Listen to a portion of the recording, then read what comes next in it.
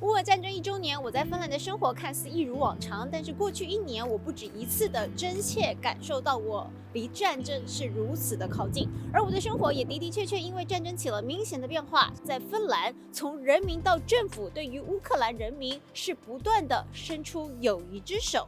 但事实上，你知道吗？在芬兰，政府统计在2021年的数据有近9万的俄罗斯民众是生活在芬兰，他们占了总人口的1.6%，是瑞典人之外芬兰第2多的外国人口。在这场战争当中，是不是改变了他们回家的路呢？和家人相处的方式有没有产生变化？甚至一再强调平等对待各族群的芬兰人，有让俄罗斯人感觉一如既往吗？我通过了朋友的介绍，约到了一名在芬兰工作生活的俄罗斯人，请他来聊一聊在过去的1年他的生活故事。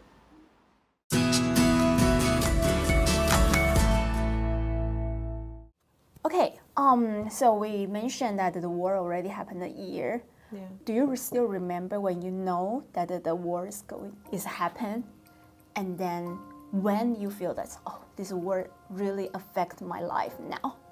Do you know that moment or anything happened? Of course, I remember. It was the morning of 24th of February last year, and we woke up shocked. Okay. I think I couldn't process that it's happened, that the Russia bombing Ukraine. Yeah. It felt like very surrealistic, unreal, like it could never happen. Like why? How Ukraine was very close, not only geographically, but it was very close, with the history, the culture, we mixed, we have mixed families, whereas father can be Ukrainian, mother Russian, or mother Ukrainian and father is Russian, and we had a lot of culture projects. Does this war really affect your life in Finland?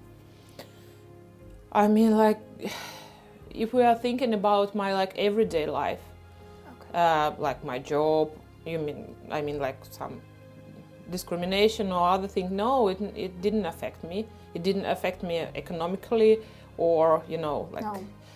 Personally I'm not under bombing, but Okay. of course, personally, it was a huge disappointment, What did and you disappointed shock. about? Disappointment that we didn't do anything to stop it. Okay. We didn't do anything to prevent it. We didn't take seriously that they actually preparing to war. After war, are you going to? Did you try to hide that you are Russian in Finland? I have to say, of course, it was the huge feeling of that I'm personally somehow responsible or guilty. And these guilty feelings, they were huge. And it was big thing to, for my identity, it was kind of identity crisis. No. And how can I be part of this? But then I processed it a lot. I tried to make some psychological joke about it, that I'm ready to take the responsibility in the future for this. But of course it was this guilty feelings, they are still with me. And not I was trying to hide that I'm Russian, but of course when I first as a volunteer met Ukrainian people, I was they asked me are you Russian? Yeah. And I was just numb. What can I answer? Yes, I am. Okay. And one woman said oh, you're Russian and you're helping Ukrainians, and I was actually I'm half Ukrainian. And I spent a lot of time in my childhood in Ukraine with my grandma, who is Ukrainian. She died many years ago, but still Ukraine is very special place for me and part of my heart, you know. Oh. And to see Ukrainians, for me, like, I see, you know, my grandmother. I see my mother's face when I see them. And I just can't understand how could people, like, do these horrible things to people who are, you know, like, they look like your mother. Of course, I have seen some people, like, watching me with interest.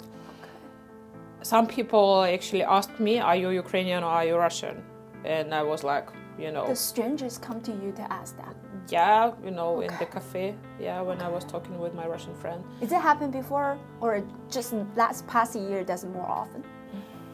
Not really. Not before, I think nobody asked me if I'm a Ukrainian. People might be interested of my ethnic background, but they never asked me, like, are you Russian or Ukrainian? Okay. I think it depends on their, like, your surrounding, because my surrounding is very friendly, and they also, like, my Finnish colleagues, they gave me a lot of empathy and support. We were crying together because they understand how, you know, of course, how it affects me. Yeah. And we were talking honestly a lot, and sorry, I'm going a bit emotional. Yeah, but for sure. So no, I didn't feel like in my surrounding any discrimination, but you know, people talking, and I understand there is a... You can feel a little bit atmosphere changed. Yes. Right? Yeah. It maybe not that directly to you say something bad words, but you can feel that atmosphere is different. Yeah.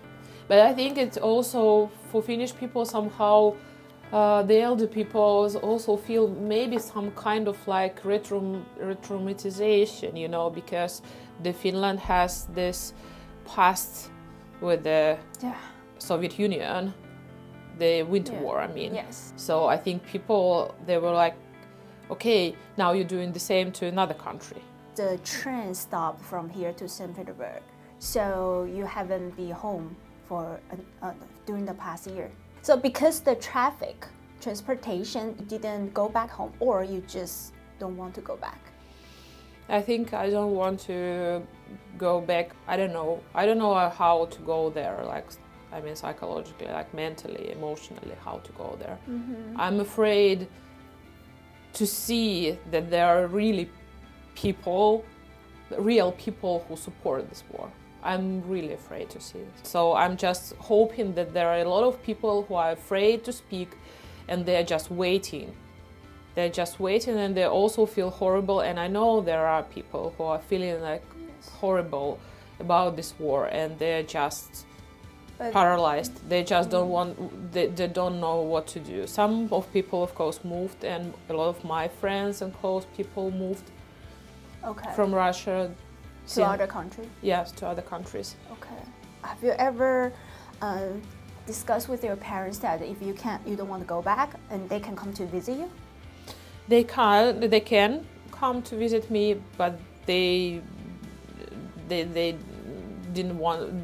Like, not didn't want, they didn't have opportunity, but I hope one day they will come. Because the visa thing, that's no, why? They have a family visa, and the family members still allowed to visit their relatives in Finland. Okay. But they didn't have opportunity because of other reasons. I see. Yeah. I see. Okay. Did you discuss this war with your parents? Yes, a lot. A lot. So it's not like something that you don't want to touch. You talk about this with your family. Yeah, we're talking a lot, and I should say that maybe we are not absolutely on the same side, and I somehow trying to understand that maybe living, you know, when you're not young person, not speaking any language except your native language, Russian, and when you're like watching TV and looking the news, which are propaganda news. So even you are half of Ukraine, so which means your family has a Ukraine background. Yeah. But even that, they still doesn't stand on the same side about this war. Yes, unfortunately. Okay. Did you ask for the psychologist's help, or the friendship support is good enough for you? Actually, I'm studying psychotherapy, and I have my obligate psychotherapy I have to do during the study, and now I'm in process. But previously I had also like my personal psychotherapy, and of course the first thing I wanted like to call my psychotherapist and book the time to discuss this all. Yeah. And she knew me like for 2 years already, and of course she was very supportive. And then I switched psychotherapists because of school. I have to do this obligate personal psychotherapy. Okay. And of course now it's one of the main topic of our discussions during the sessions. Okay. What's their suggestion for you to make you feel, more feel better? Besides you discuss these things, you release your emotion to them.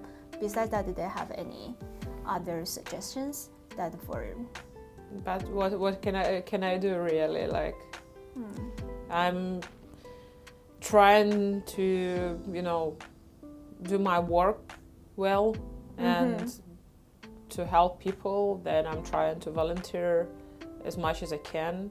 So this part, when the Ukraine refugee here and know that you're from Russia and they try to help them, did they against that? Just like, no, I don't want to, or because you're Russian, because your nationality? Yeah, I understood. It's quite often people quite often that people ask me, do Ukrainians somehow for example refused from my help?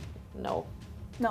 And I have some Ukrainian people here who moved, refugees who moved when the war started, and we have very nice,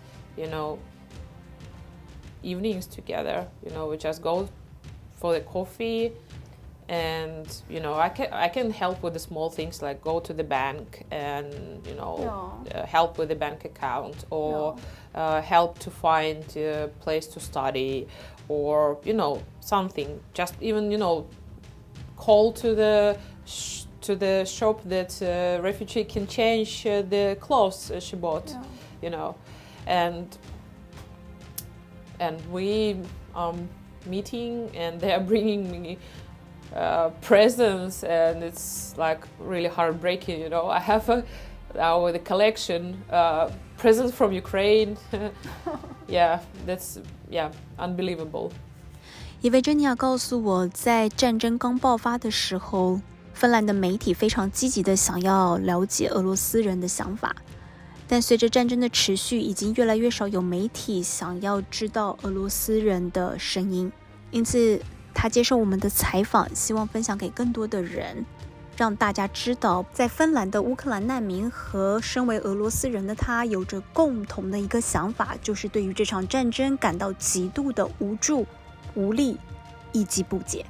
他说唯有等到战争停止，才是他和乌克兰朋友能够回家的那一天。